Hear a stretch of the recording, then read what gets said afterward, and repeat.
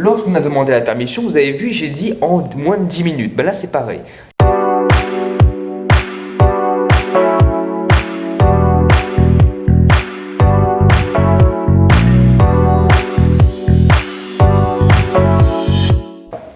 Bonjour à tous et à toutes, bienvenue sur l'épisode 8 de la série Le meilleur processus de vente et comment faire pour vendre plus.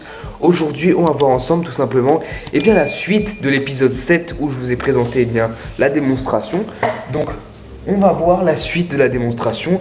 Maintenant, 5 étapes pour savoir la démonstration, qu'est-ce qu'il faut faire. Comme ça, au moins, vous savez par quelle étape il faut passer pour tout simplement montrer et présenter son produit. Donc, si vous n'avez pas vu le dernier épisode sur la démonstration, je la mettrai directement en barre d'infos, mais on commence dès maintenant.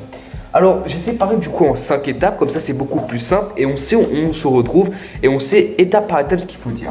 Alors, la première étape, c'est de demander la permission. Alors, dans l'épisode 7, je vous ai montré comment demander la permission, donc c'est en posant une question, c'est-à-dire que vous posez la question au client en disant pouvez-vous ou puis-je vous présenter ce que le produit peut faire pour vous en moins de 10 minutes.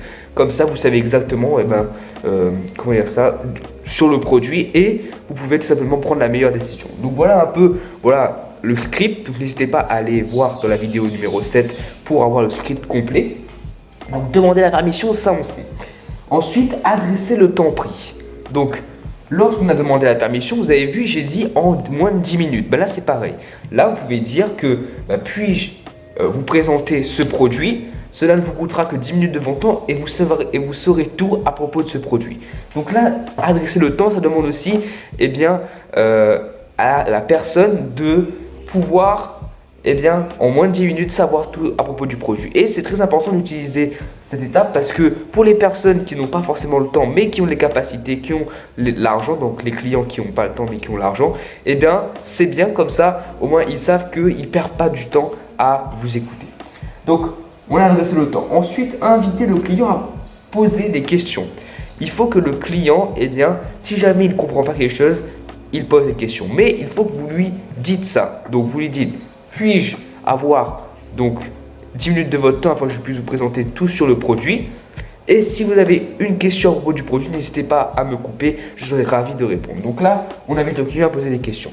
Ensuite, on commence la présentation dans un endroit calme, c'est très important. Si vous commencez la présentation alors qu'il y a je ne sais pas combien de vendeurs qui sont en train de vendre, c'est bruyant, le client ne va pas ne va pas écouter ce que vous allez dire et n'aura pas l'attention nécessaire sur votre produit. Donc commencez dans un endroit où vous avez vous et votre client, un endroit calme où vous pouvez discuter. Comme ça, le client aura toute son attention sur ce que vous pouvez lui dire. Et enfin, la dernière étape, c'est de toujours, donc je ne sais pas si vous voyez, assurer le meilleur prix. Alors, si le client continue à vous demander oui, mais c'est quoi le prix, c'est quoi le prix? Le truc, c'est que vous devez tout simplement assurer le client le meilleur prix. Vous lui dites, monsieur, je vous assurerai le meilleur prix, je ferai la meilleure offre que je peux faire pour vous et je vous donnerai le meilleur prix. Et si je ne vous donne pas le meilleur prix aujourd'hui, vous n'avez pas acheté ici. Voilà. Donc en gros, vous lui dites que si vous ne lui donnez pas le meilleur prix, la meilleure offre, il n'achètera pas. Et du coup, le client va se dire, ok, ça veut dire qu'il va me donner la meilleure offre. Donc voilà un peu les 5 étapes. Mais tout ça n'a pas d'importance si vous ne savez pas, je ne sais pas si vous voyez, votre produit. Si vous n'êtes pas vendu à votre produit, si vous ne savez pas qu'est-ce que vous proposez, ça va être difficile pour vous de présenter. Voilà, donc là c'est les étapes pour introduire la présentation.